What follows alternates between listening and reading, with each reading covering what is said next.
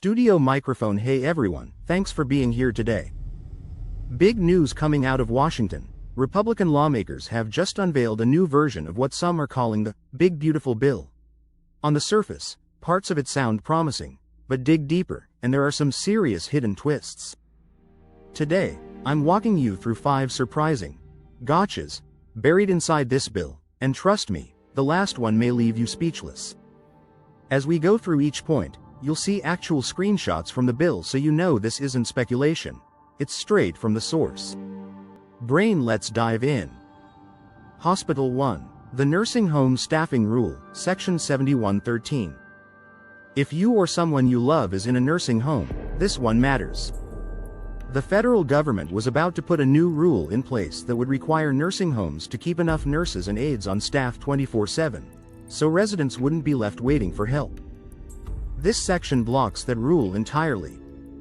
So instead of ensuring more hands on deck, especially during nights and weekends, many facilities can continue to run short-staffed, as they often do now. That means slower response times, higher risks of falls, missed medications, and overworked staff. Supporters of the bill argue that staffing mandates could shut down smaller, rural homes.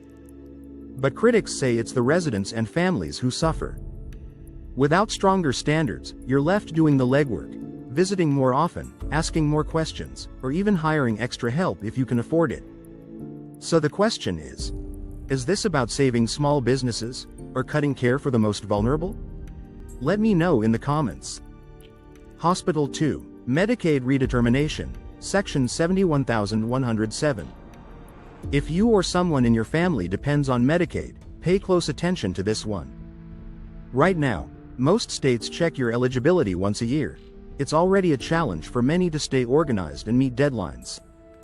But this bill allows states to double that, requiring paperwork twice a year. Every 6 months, you'd need to resubmit documents like pay stubs, rent info, and more, even if nothing's changed. That might not sound bad, but here's the problem. Mailbox lost mail, small mistakes, or missed deadlines could mean your coverage gets cut off, even temporarily. For families already juggling health issues, that's a big deal. It could mean skipped treatments or missed medications, all because of a paperwork delay. Supporters say it helps catch fraud. But in reality, it's often honest families, especially those with unstable housing or poor internet access, who fall through the cracks. So I'll ask, does this fight fraud or just create more hoops for people already struggling to stay healthy? Sunrise 3. Public Land for Energy Projects, Section 70512. This one's about land, and who gets to control it. This section quietly says that if a company starts building a clean energy project on federal land before June 16, 2025, they can lock in tax credits and skip future limits. Sounds like a boost for clean energy, right? Maybe. But here's the issue. Evergreen tree, these leases can last decades. And once that land is leased out, local voices often lose control. No input on how roads are built, how water is used, or how wildlife is affected. Even access to the land for hiking or hunting may disappear. So, is this about going green, or is it a fast track for big corporations to privatize public land with minimal oversight? Think about it. If this was your backyard or your community's open space, would it feel like progress or a loss? Let's talk in the comments. Dollar Note 4. No tax on tips, but there's a catch. Section 70201. Here's one that sounds great in a headline.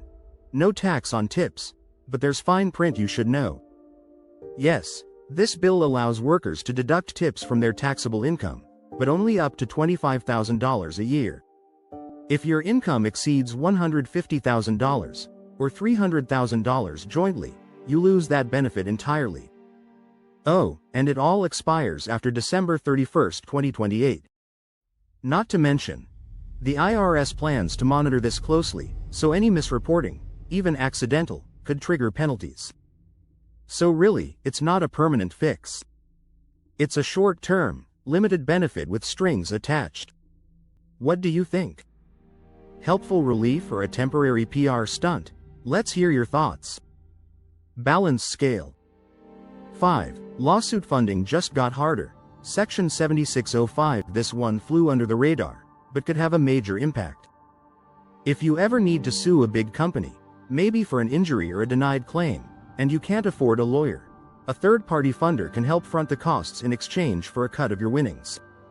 But this bill adds a new tax on those funders. Their profits get taxed at the highest income bracket, plus 3.8% more, and half that tax gets withheld immediately. So what's the effect? Fewer funders will want to help regular people. If you don't have the cash up front, you might not be able to fight back, even if your case is strong. Supporters say it regulates a growing industry. But critics argue it's yet another move that helps corporations avoid being held accountable. So tell me, is this financial reform, or is it just tipping the legal scales against everyday people? Final thoughts. Those are 5 major sections buried inside the big beautiful bill, each with a twist that could affect real lives in real ways.